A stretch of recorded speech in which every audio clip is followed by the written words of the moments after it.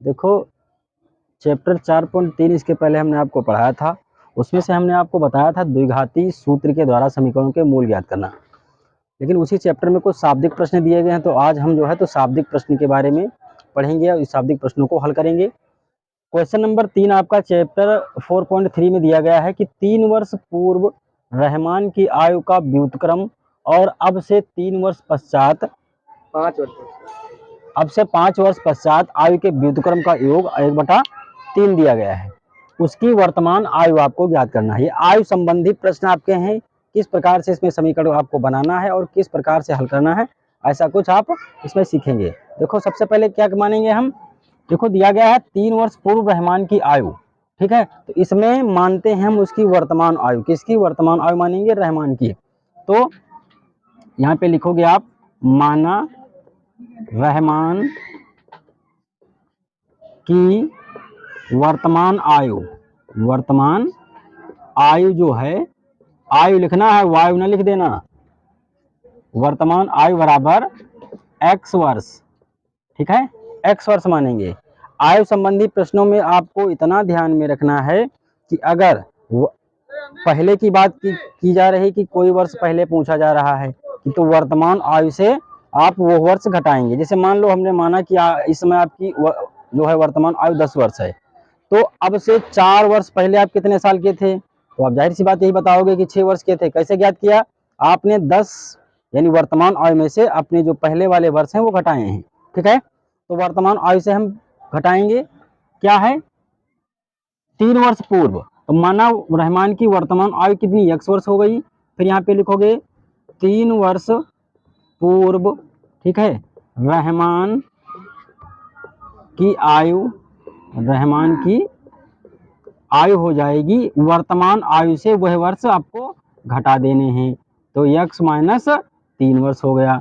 फिर उसके बाद में दिया गया 5 वर्ष पश्चात, यहाँ पर देखो लिखा है 5 वर्ष पश्चात, तो वर्तमान आयु से बाद वाले वर्ष, पश्चात मतलब बाद के, ठीक है, तो बाद वाले वर्ष वर्तमान आयु में जोड़ दिए जाते हैं। तो यहाँ पे लिखेंगे 5 वर्ष पश्चात रहमान की आयु हो जाएगी x प्लस 5 वर्ष हो गई, x प्लस 5 वर्ष हो गया, ठीक है।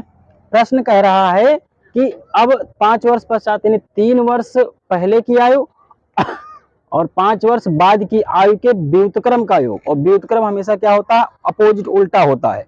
इसे 5 का है तो 5 का व्युत्क्रम कितना होगा? 1/5 होगा। 4 दिया गया हो तो 4 का व्युत्क्रम कितना होगा? 1/4, ठीक है। तो यहाँ पे लिखेंगे प्रश्नानुसार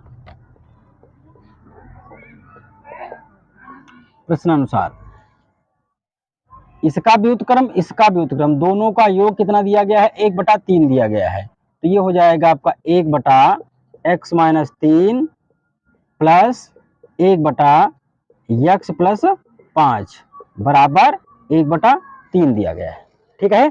1/3 आपका दिया गया है, यानी दोनों की व्युत्क्रम का योग जो है तो 1/3 दिया गया। अब ये समीकरण आपका है, इसको आप द्विघात में परिवर्तित करेंगे, उसके बाद ही इसमें ज्ञात हो पाएगा। तो द्विघात में बदलने के लिए हमने बताया था अगर परिमेय संख्या में मिल जाए तो आपको क्या करना है? इनका एलसीएम लेना है, ठीक है। एलसीएम लेंगे तो x माइनस 3 है, यहाँ पर x प्लस 5 दिया गया है, इनका क्रॉस मल्टीप्लाई करते हैं। जब चर राशियां मिल जाती है तो उनका क्रॉस मल्टीप्लाई करेंगे, तो इसको इससे गुणा करेंगे, इसको इससे गुणा करेंगे और x माइनस 3 और x प्लस 5 हो जाएगा। कैसे? तो इसको इससे गुणा करोगे यानी x प्लस 5 को 1 से गुणा करोगे तो x प्लस 5 होगा, प्लस चिन्ह लगाया, फिर इसको इससे गुणा करोगे तो ये मिल जाएगा x माइनस 3 बटा इन दोनों का गुणनफल क्या होगा? x माइनस 3 और फिर हो जाएगा x प्लस 5 बराबर कितना?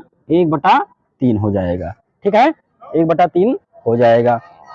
अब यहाँ पर देखो इनका गुणा करेंगे और ये आपका देखो प्लस है, ये x प्लस का है, ये भी प्लस का है, तो x जोड़ेंगे तो कितना हो जाएगा? 2x हो गया। 5 आपके प्लस के हैं, ये माइनस का 3 दिया गया तो घटेगा, क्योंकि विपरीत चिन्ह है तो विपरीत चिन्ह सदैव घटते हैं। तो प्लस के 5 से माइनस का 3 जाएगा तो बचेगा प्लस का 2 बचा, ठीक है। ये देखिए अब इनका गुणा करेंगे, x का गुणा किया तो x स्क्वायर आया, x का 5 से गुणा करेंगे तो हो जाएगा प्लस का 5x, माइनस के 3 का हम 1 से गुणा करेंगे तो आएगा माइनस का 3x, और 3 का 5 से तो 3 5 15 हो जाएगा, वो भी क्या है का माइनस का हो जाएगा। ठीक है, बराबर 1/3 हो गया आपका। ठीक है, यहाँ पर देखो आपका दिया गया है, तो ये हो जाएगा आपका 2x + 2 बटा x, 5x है 3x, 5x से 3x गया, कितना बचा 2x बचा। हल हो जाएगा, सजाती पद हैं तो प्लस का बचेगा 2x और माइनस का 15 बराबर 1/3। फिर इसमें फिर वही प्रक्रिया अपनाएंगे, इधर भी आपका देखो दिया गया है, बाएं पक्ष में इतना दिया गया है, दाएं पक्ष में दिया गया, तो इसको हम क्रॉस मल्टीप्लाई यानी कैंची का गुणा करेंगे। ठीक है, कैंची का गुणा करेंगे, तो इसको इससे गुणा करो, इसको इससे गुणा करो, तो ये मिलेगा आपको x² + 2x, चूंकि 1 से गुणा हो रहा है, माइनस का 15 बराबर 3 का 2 से गुणा किया तो 3 दूनी 6x हुआ, फिर 3 दूनी कितना हो जाएगा 6 हो जाएगा। अब जितने भी देखो द्विघात समीकरण है, तो जितने भी दाएं पक्ष में आपके दिए गए होंगे पद, उनको हम लाएंगे बाएं पक्ष में लाएंगे, तो ये हो जाएगा x² प्लस का 2x प्लस का हो जाएगा 2x हो जाएगा। ठीक है, यहाँ देखो इधर, ठीक है, तो ये हो गया x² और ये प्लस का 2x दिया गया है, ये आपके 6x हैं प्लस के, तो इधर आएंगे तो माइनस के हो जाएंगे, माइनस का हो गया 6x, उसके बाद में माइनस का इसी पक्ष में देखो आपका दिया गया माइनस का 15 दिया गया, तो माइनस का 15 और ये वाला लेके आएंगे हम दाएं पक्ष में, बाएं पक्ष में, तो ये भी आपका माइनस का हो जाएगा, बराबर क्या बचा 0। हल करो इसको, तो x² देखो 6x आपका माइनस का है, 2x है प्लस का, घटेगा 6x से 2x गया तो कितना बचेगा माइनस का 4x, 15 और 6 कितना समान चिन्ह जुड़ जाएंगे, तो माइनस का हो गया 21 बराबर 0। अब ये द्विघात समीकरण में आपने इसको बदल दिया, अब आपका द्विघात समीकरण मिल गया x² - 4x - 21 बराबर 0। ठीक है, अब अगर कहा जा रहा है आपको, आप मतलब देखो 3 विधियां हमने आपको बताई हैं, एक तो गुणनखंड विधि है, दूसरी पूर्ण वर्ग विधि है, तीसरी धराचार्य विधि है। इन तीनों विधियों से आप इसको हल करेंगे, मान आपका उतना ही निकलेगा, तो इसको हम जो है तो गुणनखंड विधि से हल करते हैं।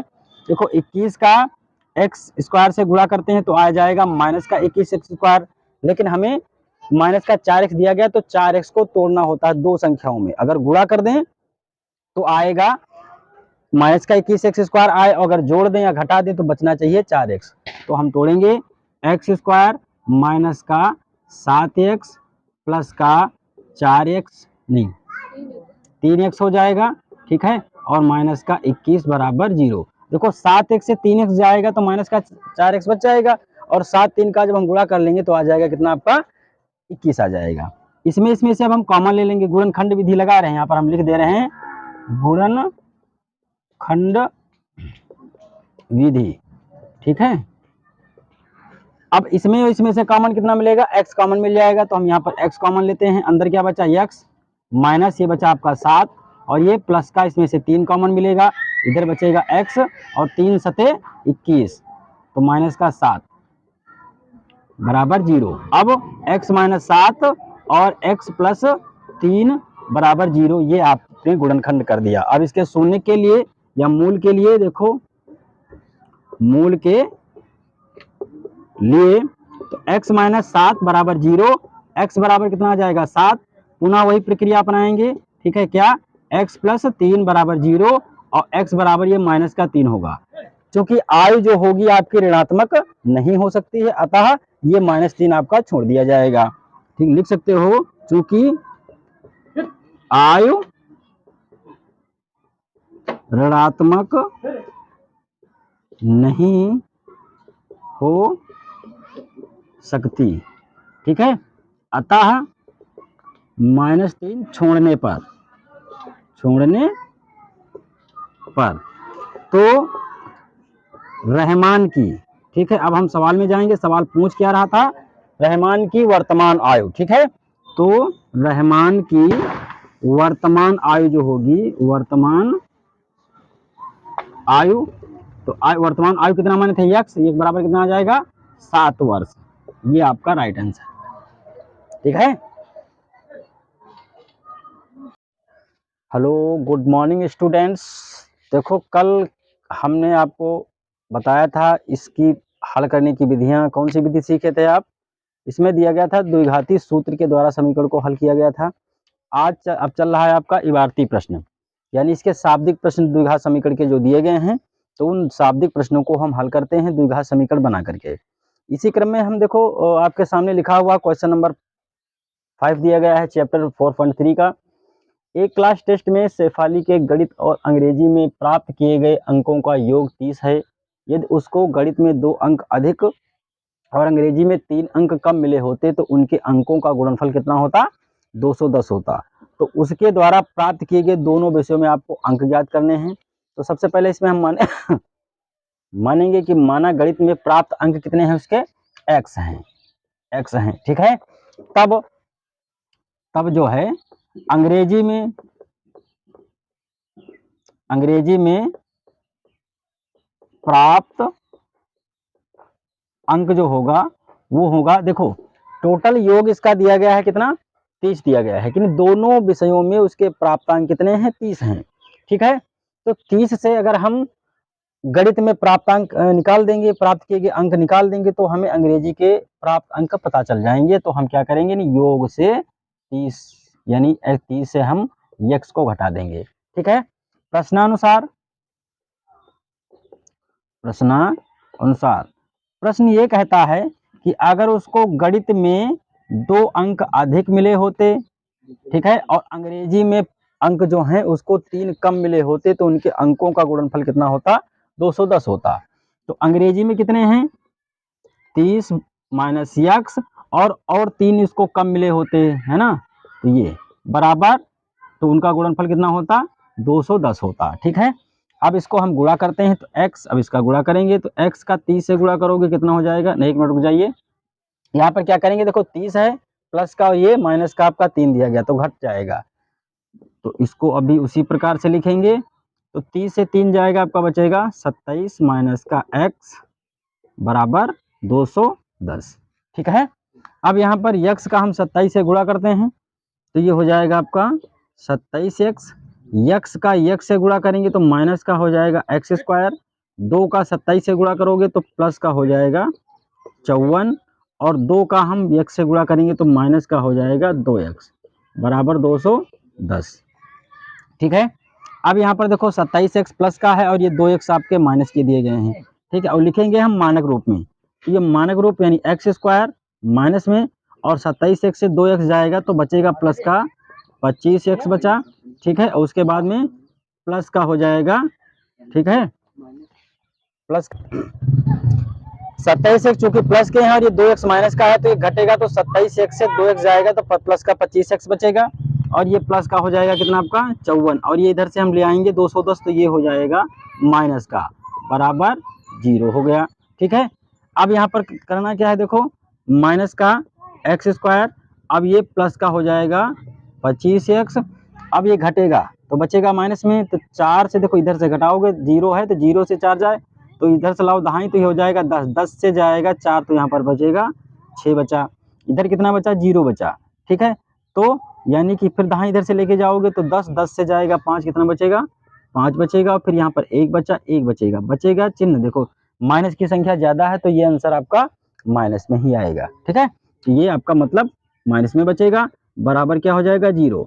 यहाँ पर आप देख रहे हो कि माइनस का x स्क्वायर दिया गया है तो इस समीकरण को हम माइनस से गुणा कर देंगे।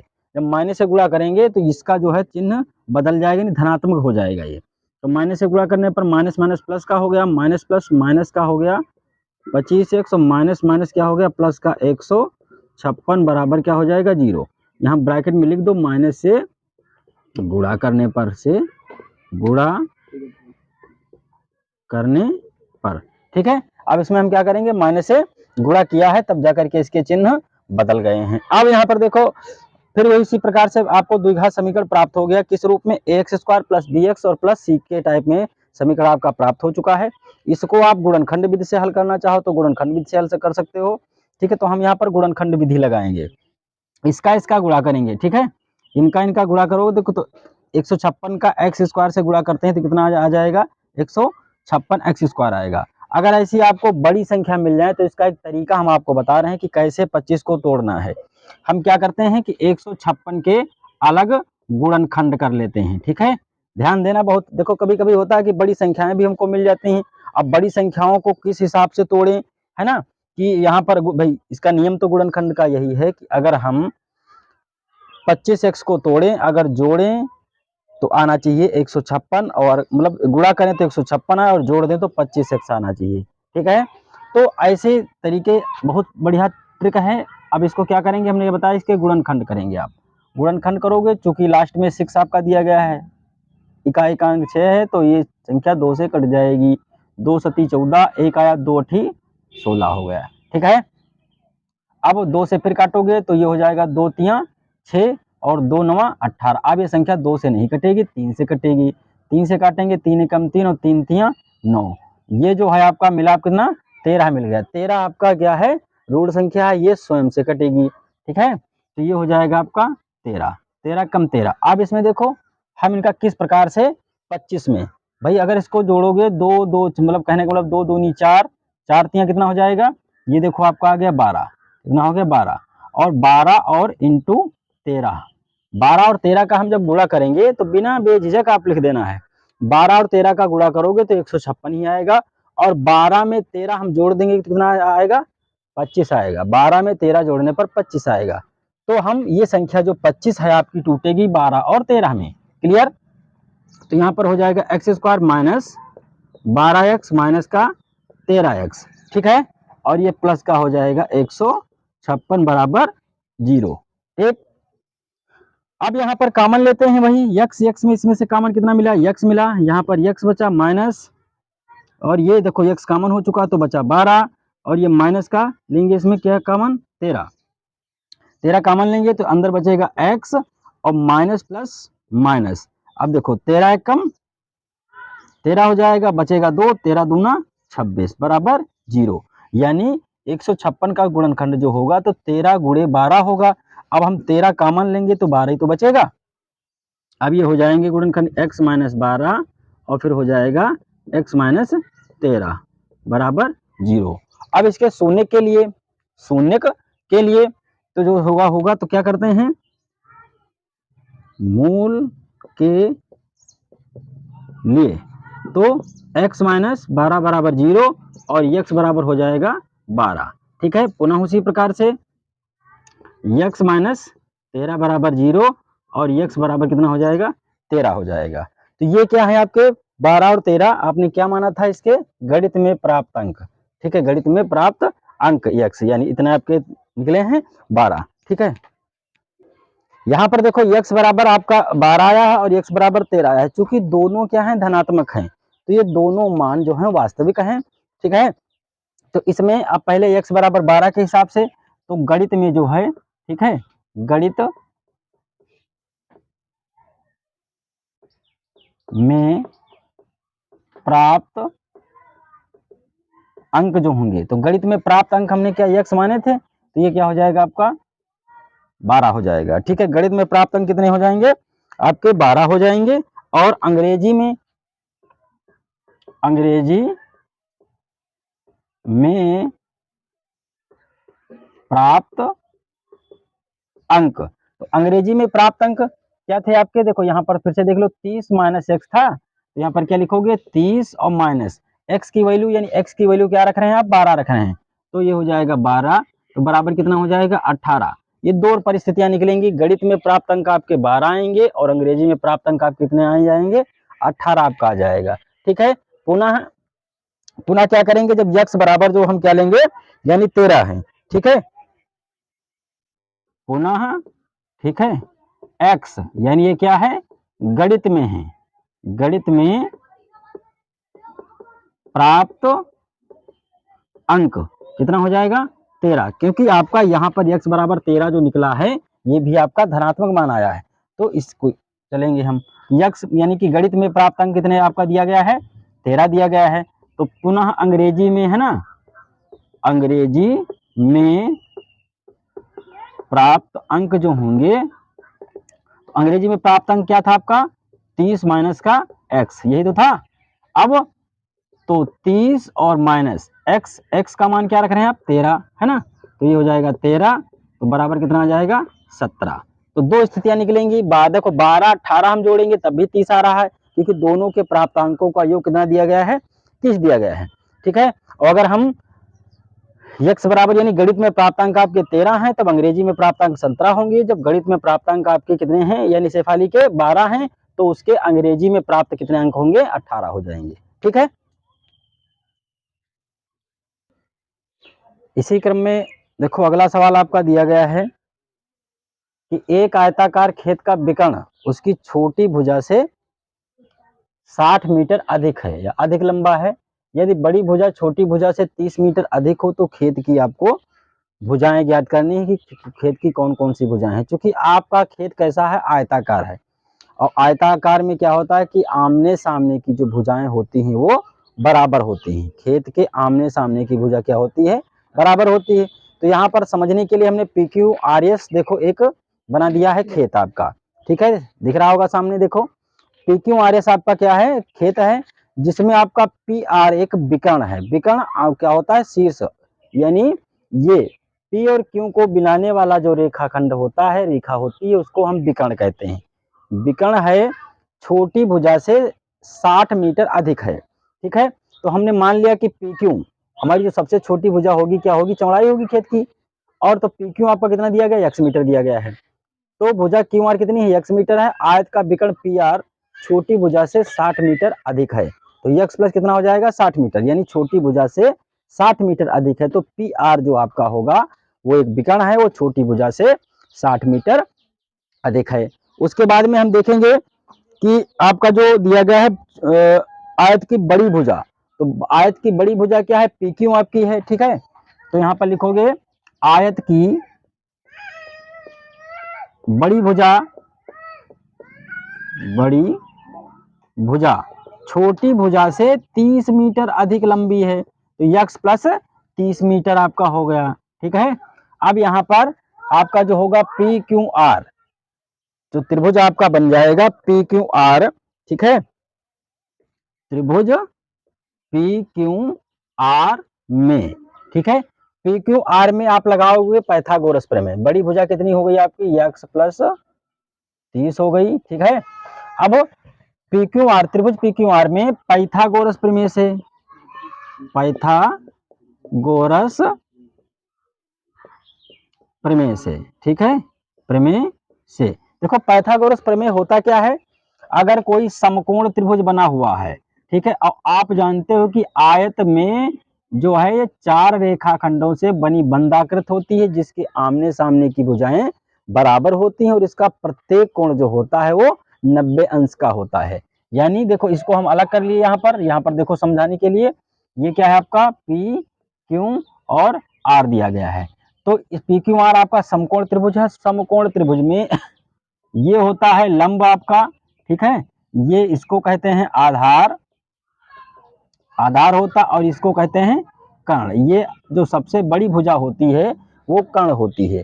तो इसका जो फार्मूला होता है, सूत्र होता है पाइथागोरस प्रमेय का, या जिसको पाइथागोरस प्रमेय हम कहते हैं, वो क्या होता है आपका, कर्ण, कर्ण स्क्वायर बराबर लंब स्क्वायर प्लस आधार स्क्वायर।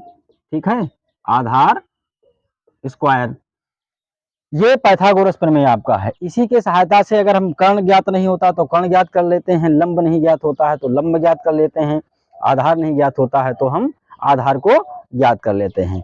ठीक है, अब यहाँ पर देखो कर्ण यानी कि आपका जो दिया गया है विकर्ण, तो विकर्ण हमारा कितना है, x प्लस 60 है, कवर किया बराबर लंब कितना दिया है, लंब यानी कि खड़ी वाली भुजा, तो ये कितना है आपका x मीटर है, तो x का वर्ग प्लस आधार आपका कितना दिया गया, x प्लस 30 दिया गया है, तो यहाँ पर ये हो जाएगा x प्लस 30।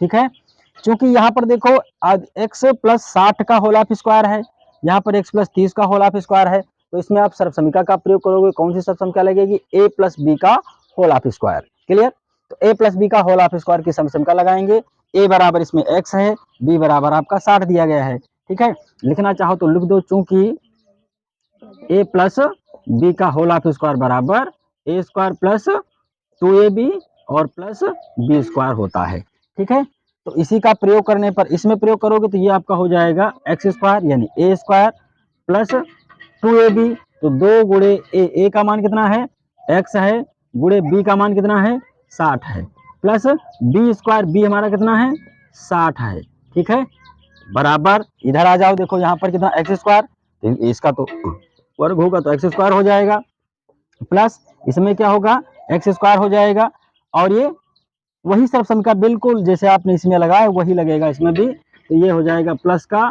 2 गुणे ए का मान कितना x है, गुणे बी का मान कितना है 30 है, प्लस बी स्क्वायर यानी कि 30 का वर्ग। अब इसको हम हल कर लेंगे तो ये मिल जाएगा एक्स स्क्वायर प्लस 2 और 60 का गुणा करोगे, 60 दूना 120 एक्स हो जाएंगे, 120 एक्स हो गया, 60 का वर्ग करते हैं तो हमें पता है 60 का वर्ग करोगे कितना आ जाएगा 3600। किसी भी संख्या का जीरो वाली संख्या आपकी दी गई हो और उसका वर्ग करना हो तो क्या करते हैं हम, इसका वर्ग करेंगे, 6 का वर्ग करोगे तो 6 का वर्ग 36 होगा, फिर उसके बाद में जीरो दिया गया तो 2 जीरो लग जाएंगे आपके, बराबर इसमें भी x square plus x square, अब 2 और 30 है तो 30 दूना 60 एक्स हो जाएगा, ये प्लस का हो गया 60 एक्स, और ये क्या हो जाएगा प्लस का 30 का वर्ग करोगे तो 3 तिया 9 और फिर 2 जीरो, ये आपको मिल गया, ठीक है। अब इसमें क्या करेंगे हम, पूरा जो है x square plus 120 x plus हो जाएगा 3600 बराबर एक्स स्क्वायर जुड़ जाएगा तो हो जाएंगे 2x स्क्वायर प्लस का 60x और प्लस का हो जाएगा 900, ठीक है। अब इसको हम हल करेंगे, देखो तो हमने बताया कि द्विघात समीकरण के रूप में इसको पहले परिवर्तित करेंगे, तो द्विघात समीकरण में परिवर्तित करने के लिए हमें देखो इस पक्ष से उधर ले जाओ, उधर से इधर ले आओ, मतलब दाएं पक्ष से इधर लेके आना होता है, ठीक है। दाएं पर प्लस 120x प्लस 3600 बराबर 2x square plus 60x plus 900 दिया गया है, इसको हम लाएंगे इस पक्ष में लाएंगे, देखो एक्स स्क्वायर, अब ये 2x स्क्वायर लाएंगे तो इधर आपका ये माइनस का हो जाएगा, 120x इसी पक्ष में है तो इसको इसी प्रकार से लिखेंगे, ये 60x हम लेके जाएंगे इसमें तो आपका माइनस का हो जाएगा, फिर 3600 आपका लिखा है, उसके बाद में 900 इधर लाएंगे तो ये भी आपका माइनस हो जाएगा। अब दाएं पक्ष में कुछ नहीं बचा तो जीरो लिखते हैं, यहाँ पर बचेगा माइनस का एक्स स्क्वायर और 120x से 60x जाएगा तो प्लस का आ जाएगा 60x आ गया, ठीक है। अब प्लस का आपका 60x हो जाएगा तो ये हो जाएगा आपका, अब यहाँ पर देखो 3600 है, 3600 से 900 जाएगा तो प्लस का बचेगा आपका 2700 बराबर जीरो, ठीक है। अब हम गुणनखंड विधि से सबसे पहले आप इसको धनात्मक बना लेंगे, तो धनात्मक बनाने के लिए एक्स स्क्वायर माइनस का हो जाएगा 60x और ये हो जाएगा आपका माइनस का कितना हो जाएगा, देखो माइनस से गुणा कर रहे हो तो minus minus plus minus plus minus और माइनस प्लस माइनस, ये हो जाएगा आपका 2700 बराबर जीरो आपका आ गया। अब इसको हम गुणनखंड विधि से जो है हल करते हैं,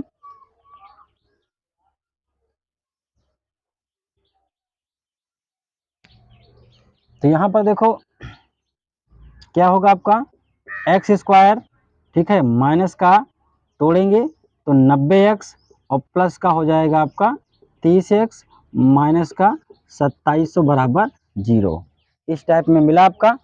अब यहाँ पर देखो जो दिया गया है तो x कॉमन मिल जाएगा, इन दोनों में से x आपको कॉमन मिलेगा, समझ रहे हैं, इधर x क्या होगा कॉमन मिल जाएगा तो बचेगा आपका x माइनस का क्या बचेगा 90 और फिर प्लस इसमें से 30 कॉमन मिला, अंदर क्या बचा x और 30 से इसको जब हम डिवाइड करते हैं यानी इसके गुणनखंड करोगे तो 30 गुणे 90 आए, गुणनखंड आएगा तो 30 कॉमन ले लेंगे तो 90 ही बचेगा, ठीक है, बचेगा आपका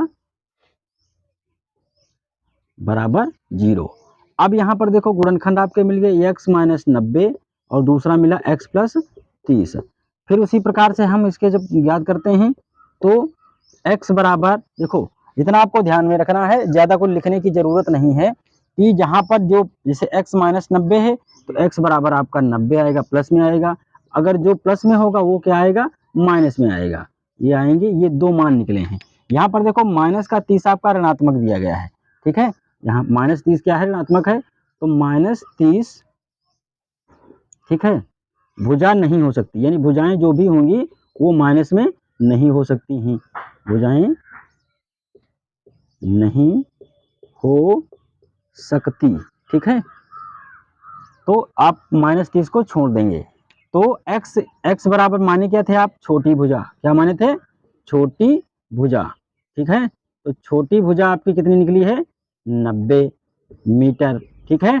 और बड़ी भुजा जो आई है, बड़ी भुजा, तो बड़ी भुजा क्या थी आपकी, x प्लस 30 थी ना, तो x का मान कितना है, 90 है, 90 में हम 30 जोड़ देंगे तो 90 30 हो जाएगा 120 मीटर। तो यानी कि छोटी भुजा जिसको आप कह सकते हो चौड़ाई, क्या है ये, चौड़ाई, और बड़ी भुजा यानी कि ये है लंबाई। तो आयताकार खेत की लंबाई जो है 120 मीटर है, चौड़ाई आपकी 90 मीटर दी गई है।